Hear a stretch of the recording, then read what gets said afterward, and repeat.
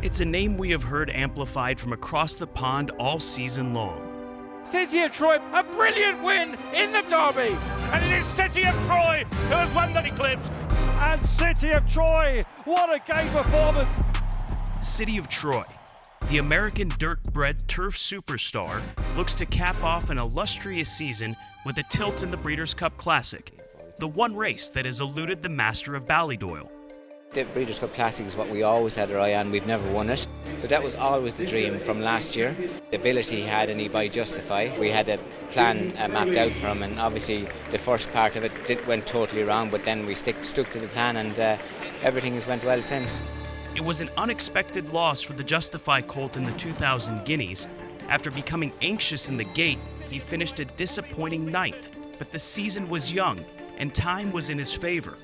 Things go wrong, and look, just he came back safe. That was the main thing, and I knew he'd come back out and show what he could do. And show us he has, bouncing back to an emphatic win in the Derby, grinding out a win on soft ground in the Eclipse, and a career-best performance in the Juddmonte International. He flew.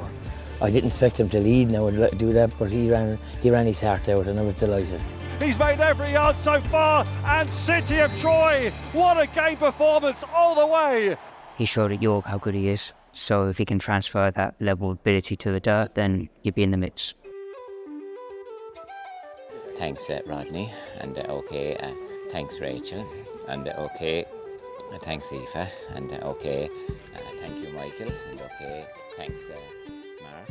Since the Juddmonte, City of Troy has been preparing for the Breeders' Cup at home with the rest of Aidan O'Brien's American-bound contingent. He's a horse that he's got a lot of will. Getting him to control that was quite difficult for a while. As you'll see in his races, it's just the want to go forward. He's learning to control it and do things the right way.